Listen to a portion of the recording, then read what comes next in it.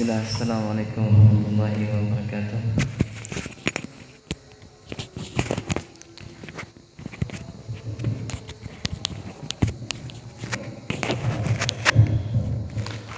Alhamdulillah, wassalatu wassalamu ala rasulillah wa ala alihi wa sahbihi wa mawalah. Asyhadu an la ilaha illallah wahdahu la syarikalah wa asyhadu anna Muhammadan abduhu wa rasuluh la nabiyya ba'dah. Jemaah rahimani rahimakumullah. Alhamdulillah, segala puja dan puji syukur selalu senantiasa kita bersyukur kepada Allah, yang mana Allah Subhanahu wa taala telah memberikan nikmat begitu banyak kepada kita. Semoga salam dan selawat senantiasa tetap tercurahkan kepada junjungan Nabi besar kita Muhammad sallallahu alaihi wasallam, kepada keluarganya dan juga kepada sahabatnya serta kepada umatnya yang senantiasa berusaha mengikuti jejak langkah beliau. Baiklah, kepada jamaah dan juga kepada sahabat muslim Baker Indonesia chapter Singkawang yang mungkin sedang menyaksikan kajian kami via online, kita akan melanjutkan halaqah kita atau majelis kita yang ke-22, dan kita masuk kepada bab tentang taubat. Maka kami beri judul Air Mata Taubat. Jemaah rahimani rahimakumullah, pada bab yang pertama kita telah menyelesaikan tentang babul ikhlas, yang mana babul ikhlas ya itu terdapat 2 ayat dan juga 13 hadis yang memerintahkan atau mengajarkan kepada kita agar kita senantiasa untuk memperbaharui niat kita. Al-Imam An-Nawawi rahimahullah penulis kitab ini, maka setelah beliau menulis bab tentang ikhlas, maka beliau melanjutkan bab yang kedua, yakni tentang bab taubah, tentang bab bertaubat kepada Allah. Maka secara tidak langsung beliau memberikan isyarat kepada setiap orang yang membaca kitab beliau atau kepada setiap orang yang mempelajari kitab beliau adalah ketika kita bertaubat itu harus ikhlas di dalam taubat kita. Ketika kita bertaubat, maka seseorang itu harus ikhlas di dalam taubatnya, jujur di dalam bertaubat. Kenapa? Karena ada sebagian manusia yang mereka di dalam bertobat tak jujur, di dalam bertobat tak ikhlas, sehingga apa? Sehingga mereka terus mengulang perbuatan dosa padahal mereka mengetahuinya, waliyadzubillah. Maka para ikhwah sekalian dan juga kepada sahabat muslim Baker Indonesia chapter Singkawang yang mungkin sedang menyaksikan kajian kami, barakallahu fikum. Maka kita akan melanjutkan kajian Taman Orang-orang Soleh daripada kitab Riyadhus Shalihin buah karya Al-Imam An-Nawawi rahimahullah. Yang pertama yang harus kita ketahui adalah syarat daripada taubat. Ya, syarat daripada taubat. Maka Imam An-Nawawi rahimahullah ketika beliau menyebutkan tentang bab taubah, tentang bab taubat, maka beliau memberikan definisi. Mereka memberikan definisi sebagaimana para ulama menyebutkan tentang masalah taubat. Qala ulama, ya, maka telah berkata ulama, kata beliau, qala musannif rahimahullah, qala ulama'u, telah berkata para ulama. Ini apa? Mereka menjelaskan tentang taubat. Apa itu taubat? Taubatu wajibatun min kulli dzambin. Taubat itu wajib bagi siapa? Bagi setiap orang yang melakukan dosa. Maksudnya apa?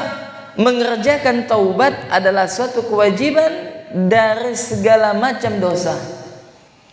Dan harus difahami ya ikhwan, jamaah rahimani rahimakumullah, kita hendaknya senantiasa bertobat kepada Allah Jalla wa'ala. Kenapa? Karena kita adalah makhluk yang senantiasa berbuat dosa. Siapa di antara kita yang tak pernah melakukan dosa? Pasti pernah melakukan dosa. Maka alangkah bagusnya doa daripada Nabi Adam alaihi salam yang mana dia senantiasa berdoa kepada Allah, yang dia bertobat kepada Allah ketika itu dia diusir daripada surga. Apa doanya? Dia mengatakan, Rabbana zalamna anfusana wa illam taghfir lana wa tarhamna lanakunanna minal khasirin. Subhanallah, bagus doanya jemaah. Apa dia mengatakan? Rabbana, wahai Tuhan kami, zalamna, kami telah menzalimi, anfusana, diri-diri kami. Jadi doanya adalah, ya Rabb, wahai Allah, kami telah menzalimi diri-diri kami. Kami telah menzalimi diri-diri kami, ya Allah. Allah memerintahkan kita untuk melakukan ketaatan, kita tidak melakukannya. Allah memerintahkan kita untuk sholat, kita tak sholat. Allah memerintahkan kita untuk berbuat baik, kita tak berbuat baik. Allah memerintahkan kita untuk melakukan kebaikan, kita enggan untuk melakukan kebaikan. Rabbana zalamna anfusana, ya Allah, sesungguhnya kami telah menzalimi diri kami, ya Allah. Zalim kita, zalim kepada istri kita mungkin, zalim kepada anak kita mungkin, zalim kepada kedua orang tua kita mungkin, zalim kepada sahabat kita, zalim kepada tetangga kita, zalim kepada guru kita, dan zalim kepada masyarakat umum secara umumnya, kaum muslimin secara umumnya. Maka tugas kita apa? Memintakan ampun kepada Allah. Rabbana zalamna anfusana wa illam taghfir lana wa tarhamna. Dan kalau seandainya Engkau, ya Allah, tak mengampunkan dosa kami dan tak merahmati kami, lanakunanna minal khasirin, maka niscaya kami, ya Allah, akan menjadi orang yang merugi. Maka ya ikhwan, orang yang merugi adalah mereka yang tak pernah meminta ampun kepada Allah. Orang yang merugi adalah mereka yang tak pernah lisan mereka basah untuk berzikir kepada Allah. Mereka sibuk tentang urusan dunia, sibuk, ya, sehingga mereka melupakan untuk kewajiban mereka. Ketika azan berkumandang, mereka masih sibuk dengan urusan dunia. Mereka ingat, ya ikhwan jamaah rahimani rahimakumullah. Maka barang siapa yang ketika di dunia, barang siapa yang ketika di dunia dia lupa kepada Allah Jalla wa'ala, dia melupakan Allah Subhanahu wa ta'ala. Dengan apa mereka melupakan Allah? Mereka tak pernah sholat, mereka tak pernah mengingat Allah, mereka tak pernah menunaikan kewajiban mereka yang telah Allah Jalla wa'ala perintahkan. Mereka lupa kepada Allah. Maka kelak pada hari kiamat, pada hari yang Allah Subhanahu wa ta'ala sebutkan, yauma la yanfa'u malun wala banun illa man atallaha biqalbin salim. Pada hari ini, kata Allah, pada hari tersebut, malun wala banun, harta dan anak-anak, harta yang saat ini Anda mengumpulkannya, menumpuk-numpukkan, Anda tak berzakat, Anda tak bersedekah dan yang semisalnya, Anda kikir terhadap harta Anda. Wala banun, dan anak-anak yang Anda banggakan, anak-anak yang Anda mengira mereka telah sukses di dunia, akan tetapi mereka tak kenal Allah, mereka tak sholat, mereka melalaikan kewajiban mereka. Maka malun wala banun, maka harta dan anak-anak la yanfa', tak akan bermanfaat bagi kita kalau seandainya kita datang kepada Allah dengan hati yang sakit. Maka orang yang datang kepada Allah dengan hati yang salim, qalbun salim, hati yang selamat, maka merekalah akan mendapatkan kebahagiaan. Maka barang siapa yang di dunia lupa kepada Allah, maka kelak di akhirat Allah akan melupakannya. Waliyazubillah. Maka kata para ulama kita menyebutkan, fa in kanatil ma'siyatu bainal 'abdi wa bainallahi ta'ala la tata'allaqu bihaqqil adami falaha thalathatu syurutin. Maka apabila maksiat, dosa seorang hamba kepada Rabbnya, maka mengharuskan dia untuk memenuhi syarat taubat. Ada 3, ya ikhwan. Akan tetapi apabila dosanya tersebut berhubungan dengan hak manusia, ternyata ikhwan, kita ini melakukan dosa ini pertama kepada Allah Jalla wa'ala, kedua kepada makhluk. Kalau kepada Allah, maka cukup kita melakukan 3 syarat taubat. Tapi kalau dengan makhluk, tak cukup dengan syarat 3 taubat, ada 4 nanti. Salah satunya adalah kalau kita mengambil barang saudara kita, bentuk taubat kita adalah kita kembalikan barang tersebut. Kita datang minta maaf kepada dia. Kalau kita menggibahi, membicarakan keburukan saudara kita, membicarakan aib saudara kita buka aibnya, maka taubat Anda tak akan diterima oleh Allah sampai Anda datang kepada orang yang Anda zolimi, datang kepada orang yang Anda gibahi, Anda minta maaf. Kalau itu Anda mampu untuk melakukannya. Tapi kalau seandainya Anda tak mampu untuk melakukannya, maka hendaknya Anda senantiasa membicarakan kebaikannya sebagaimana Anda telah membicarakan keburukannya. Kemudian para ikhwan sekalian rahimani rahimakumullah, maka apa syarat taubat tersebut? Ahaduha, syarat taubat yang pertama adalah ayyuqli'a 'anil ma'siyati. Syarat taubat yang pertama adalah hendaknya dia berhenti sama sekali untuk tidak melakukan maksiat. Maka kalau kita dulu mungkin pernah meninggalkan salat, kita harus bertobat. Apa tobat kita? Jangan sampai kita untuk tidak salat. Apapun kondisi Anda, apapun kondisi kita jamaah, wajib salat. Bahkan ketika dalam peperangan sekalipun, maka wajib. Dan apabila dulu mungkin kita melakukan maksiat, salah satu maksiat itu adalah, mohon maaf, misalkan seseorang memakan harta riba misalkan. Maka dengan taubat kita adalah kita meninggalkan harta riba tersebut, meninggalkan an yuqli'a 'anil ma'siyati. Dia berusaha untuk meninggalkan maksiat tersebut. Berhenti, maksudnya berhenti. Berhenti daripada untuk melakukan kemaksiatan. Kemudian yang kedua daripada syarat taubat adalah ayyandama 'ala fi'liha.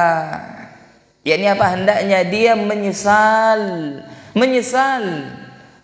telah melakukan perbuatan maksiat tersebut. Menyesal ikhwan, ini penting.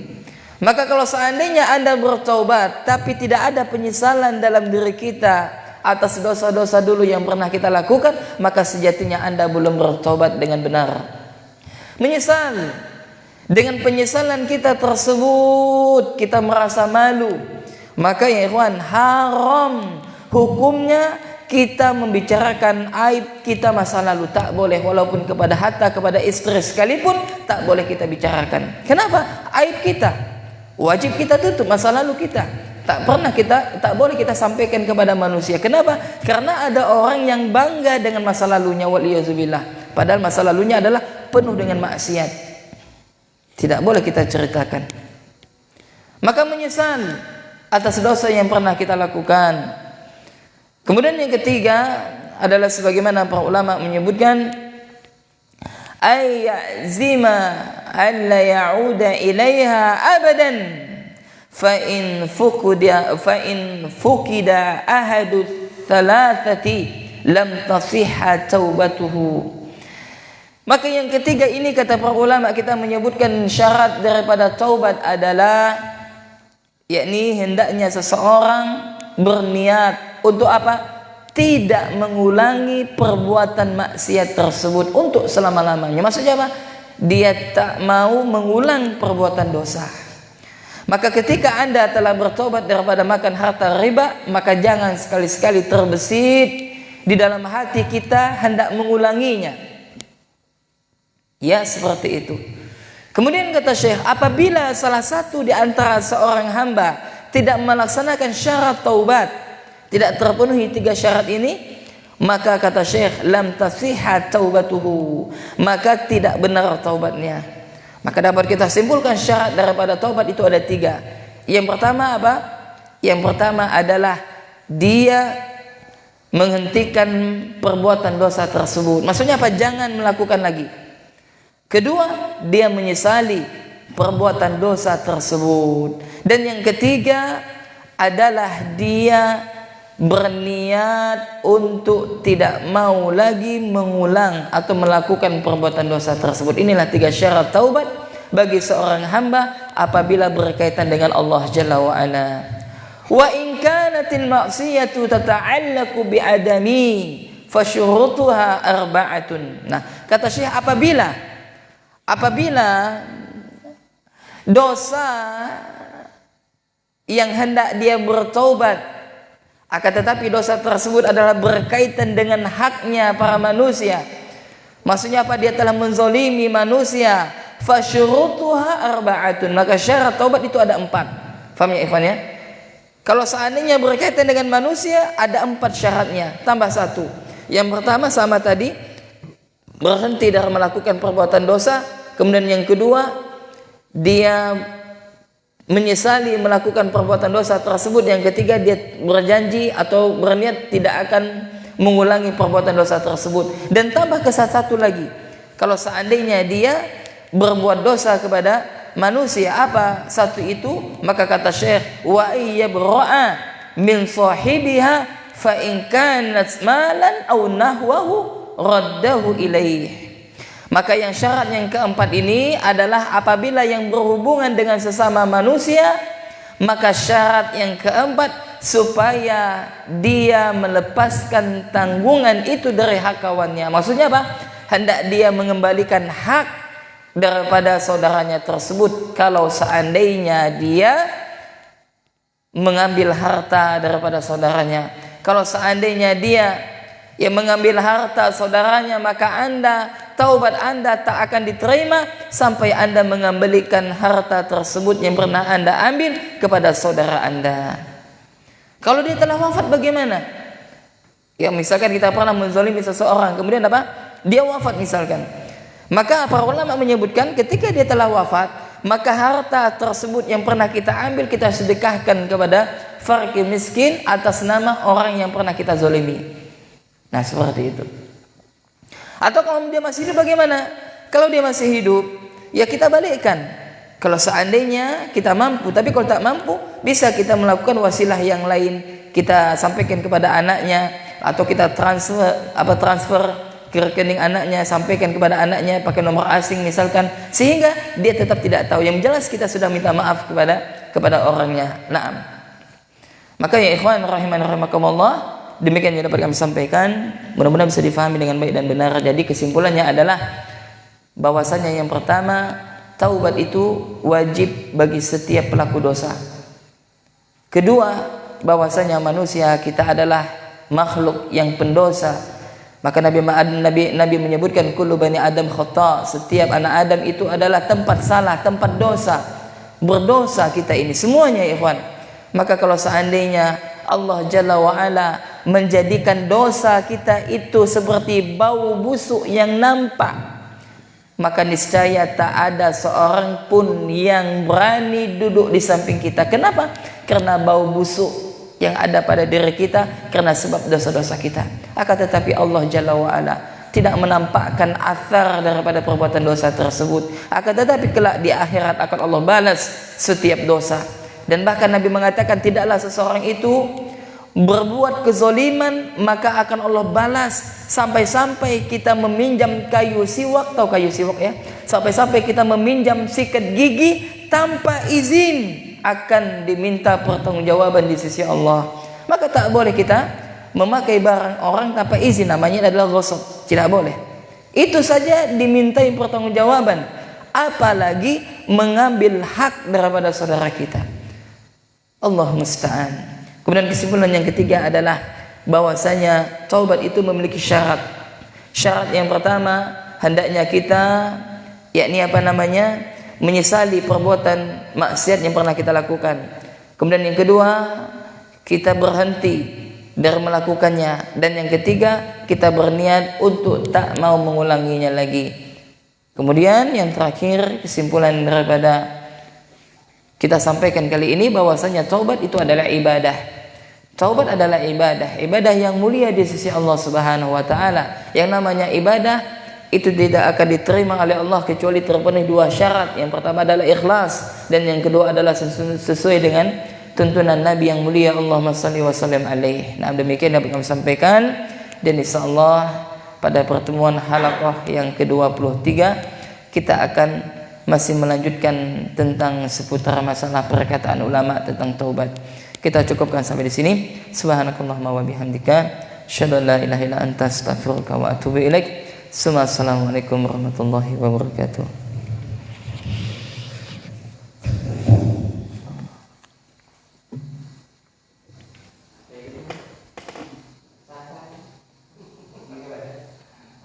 Allah pada pertemuan halaqah yang ke-20. Pakai motor enggak? Pakai motor enggak pergi?